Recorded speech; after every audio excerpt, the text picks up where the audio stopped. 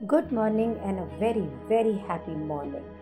The book we are reading is Power of Now. Writer है Eckhart toll. चलिए एक बार फिर चलते हैं इस अद्भुत सफ़र की तरफ. आज हम पेज नंबर 128 पढ़ रहे हैं और हेडिंग है इसकी from addictive to enlighten relationships. Means ये जो नशे वाले रिश्तेदारियाँ हैं ना, उसकी जगह पे एनलाइटन मोक्ष वाली रिश्तेदारियाँ कैसे होंगी. प्रश्न है, can we change an addictive relationship into a true one. कि जो ये आप कह रहे हैं कि बिल्कुल ये एडिक्टिव मतलब नशे जैसी ये जो रिलेशनशिप है, इसको हम एक सच्चे रिलेशनशिप में बदल सकते हैं. सो एकार्ट कहते हैं यस. बीइंग प्रेजेंट होना और इंटेंसिफाइंग योर प्रेजेंस, अपनी चेतनता को इंटेंसिफाई तीव्र करना by taking your attention ever more deeply into now. कि आप अपनी अटेंशन को एक क्षण में और गहराई तक ले जाएं, चाहे आप अकेले रह रहे हैं, चाहे आप अपनी पार्टनर के साथ रहें. यही एक की है, ये चाबी है इसको एनलाइटन रिलेशनशिप बनाने की. क्यों? क्योंकि जो प्रेम है, जो लव है, वो फ्लरिश करता है, पनपता है जब को उसको आपके प्रेजेंस की नीड मिलती है. Light of your presence needs to be strong enough so that you no longer get taken over by the thinker or the pain body and mistake them for who you are. तो कब प्रेम flourish कब करता है? जिस समय आपकी identification जो है आपकी सोच से ख़त्म हो जाती है, पेन बॉडी से ख़त्म हो जाती है. और ये जो गलती होती है कि मैं कौन हूँ, सो असल में ये पता होता है कि मैं कौन हूँ. सो आप पेन बॉडी से आइडेंटिफाइड नहीं है, आप तो ये क्षण है, अनमैनिफेस्टेड है. तो जैसे ही ये आप इस वहाँ पर उस स्पेस में होते हैं, वहाँ पर प्रेम फ्लरिश करता है. अपने आप को जानना, इस सोचने वाला जो जानना है ना, इसे बीइंग जो सारा दिन सोचता रहता है, खोपड़ी से रहता है. जब हम अपने आप को जानते हैं कि अंदर कितनी स्टिलनेस है, यहाँ पे कोई भी मेंटल नॉइस नहीं है, इसके नीचे जो ये पेन है, इसके नीचे क्या है? प्रेम है, जॉय है, फ्रीडम है, साल्वेशन है, एनलाइटनमेंट है. ये सब कुछ यही है. तो जैसे ही पेन बॉडी से हम अपने आप को पहचान अलग करते हैं, डिसआइडेंटिफाई करते हैं, इसका मतलब ये नहीं है कि आपको भी दुख नहीं होगा, दर्द नहीं होगा, पेन नहीं होगा, क्योंकि इतने सालों की प्रैक्टिस है. लेकिन अब हमारी इससे पहचान नहीं है. अब हमें मालूम पड़ रहा है कि ये मेरा दिमाग मुझसे गेम खेल रहा है, ये मेरी बॉडी जो है ना, ये रिवोल्ट कर रही है, ये एक ऑटोमेटिक है, ये मैं नहीं हूँ. तो जैसे ये प्रेजेंस आप में आती है ना, वैसे एक तो आपकी पेन ट्रांसम्यूट होने लग जाती है, ख़त्म होने लग जाती है, आपकी पहचान उससे ख़त्म हो जाती है.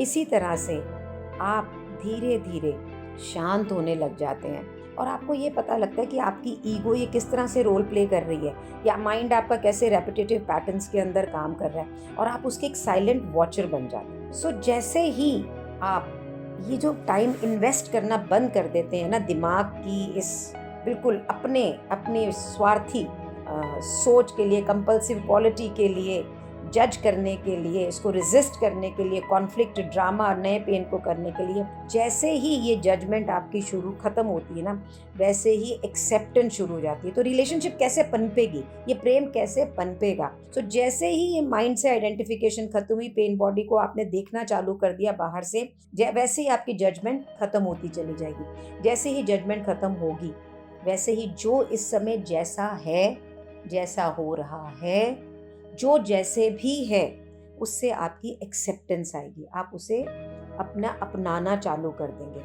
और उसी तरह से आप अपने दिमाग से आज़ाद हो जाएंगे, फ्री हो जाएंगे.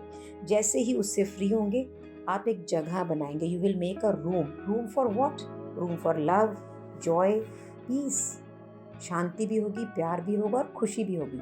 सो एकार्ट कहते हैं सबसे पहले अपने आप को जज करना बंद करें. मैंने ये कर दिया, मैंने वो कर दिया, ऐसे हो गया, वैसे हो गया. अपने आप को रॉन्ग करना बंद करें. फिर आप अपने पार्टनर को रॉन्ग करना बंद करें. जो मुख्य स्रोत है ना किसी भी चेंज का, कि कोई भी चेंज कैसे आएगा, उसका जो ग्रेटेस्ट कैटलिस्ट है, जो उसका मुख्य जो स्रोत है, उसका जो बिल्कुल रीज़न है, वो रिलेशनशिप के अंदर वो है कंप्लीट, पूर्णतः से अपने पार्टनर को एक्सेप्ट करना, जैसा वो है या जैसी वो नहीं है. यहाँ पे कोई भी नीड नहीं है जज की, और ये भी नहीं हम चाहते कि वो किसी भी तरह से चेंज हो. Means the way you are not. जब भी हम एक अपनी रिलेशनशिप की प्रॉब्लम को लेके लैंडमार्क में जाते हैं तो हमारा कोच सबसे पहले हमसे यही कहता है, can you love your partner, can you love yourself the way you are, the way you are not. बहुत ही पावरफुल स्पेस है जहाँ पर आप बिना कुछ भी चाहे कोई बदलाव के उसको वैसे ही प्रेम करते हैं जैसे कि वो है। जैसे ये होता है ना, वैसे ही ये सारी चीज़ें आपकी ईगो के बियॉन्ड चली जाती हैं। आपका ये जितना भी माइंड गेम खेलता है ना आपसे, नशे वाली, ये सारी ख़त्म हो जाती है। आपकी इससे जो क्लिंगिंगनेस है, जो चिपक है, ये ख़त्म हो जाती है।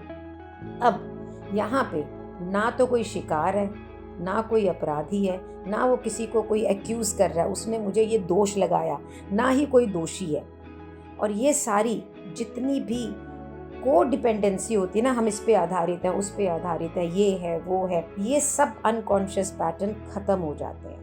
और जैसे ही ये अनकॉन्शियस पैटर्न ख़त्म होते हैं तो ये आगे चल नहीं पाते हैं। You will then either separate, या तो आप बिल्कुल अलग होंगे और इन लव में होंगे, and move ever more deeply into now together into being. अब आप और आपके पार्टनर इकट्ठे होके इस क्षण को इकट्ठे देखेंगे और आपका जो बीइंग है, रियल सेल्फ है, जो इंटरनल सेल्फ है, inside this mind and everything, it will be together.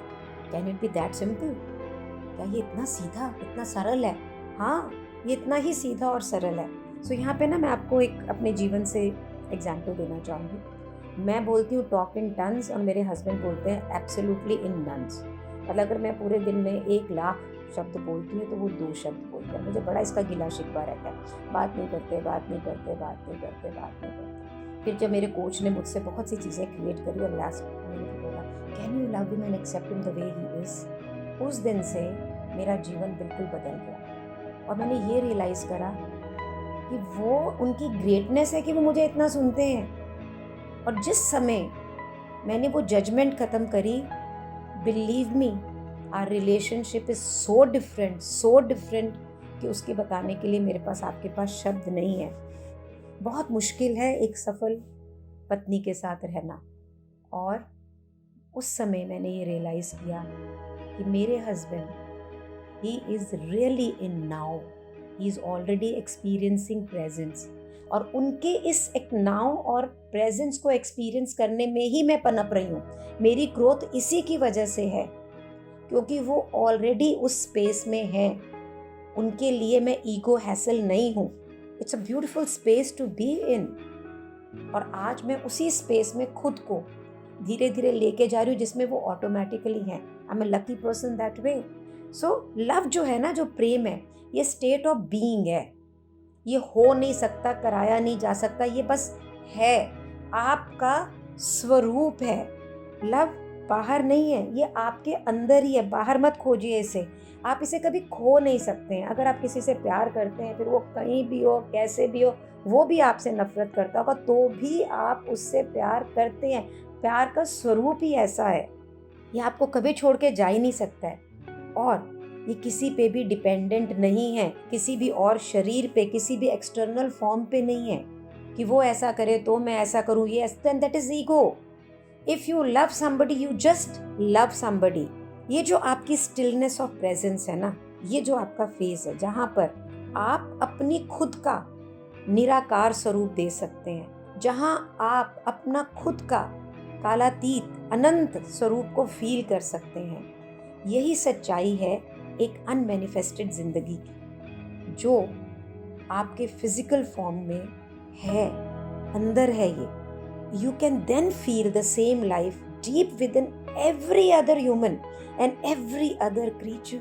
जब हम अपना प्यार अपने आप को रियलाइज करते हैं ना, तभी हमें ये प्यार, ये चीजें हर मनुष्य के अंदर दिखती। आज मुझे पता लगता है, जब मेरी मॉम कहती थी, थे मिनका से कहीं नफरत कर सको, थे भी तो मिनक हो, कि हम किसी भी जीव से कैसे नफरत कर सकते हैं जब हम खुद एक जीव है। उस समय ये बातें नहीं समझ में आती थी। जैसे ही आप आकार की जो ये ओट है ना, उसके बियॉन्ड देखेंगे ना, इस सेपरेशन के बियॉन्ड देखेंगे, तभी आपको रियलाइजेशन होगी उस वननेस की। जब ये वननेस आएगी, that is what love is. तो भगवान क्या है? ये जो अनादि एक जिंदगी है ना, ये सब आकारों की जिंदगियों के नीचे वो भगवान है। दैट इज प्रभुत्व, उसी को बोलते हैं। और उसकी प्रेजेंस को फील करने के लिए सबसे पहले अपनी खुद की प्रेजेंस को फील करना कि ये जो मेरा जीवन है उसको फील करना, फिर उसे सब जितने भी क्रीचर्स, जितने भी ये जीवंत लोग हैं उनमें करना, to be it, just to be it. So जितनी ये जो प्रेम है ना, all love is love of God. So आप किसी भी अगर जीव आत्मा को प्रेम कर रहे हैं तो आप प्रभु को ही प्रेम कर रहे हैं। It is so simple yet so unattainable the way we live. Can we just spend one day loving us, loving people and be in the space of love. और किसी को भी आज जब देखें और गुस्सा आया कहें तो यही बोलें, I love you the way you are, the way you are not. देखिएगा स्पेस बदल जाएगा। I have experienced it. भूल जाती हूँ, फिर उस स्पेस में अपने आप को लेके आती हूँ। पर मेरे घर में कोई है जो हमेशा इसी स्पेस में रहता है, और उस स्पेस में हम जितने हैं सब ग्रो करते हैं, मेरे बच्चे, मैं, बाकी रिश्तेदार, सब कुछ। It's a beautiful space to be in.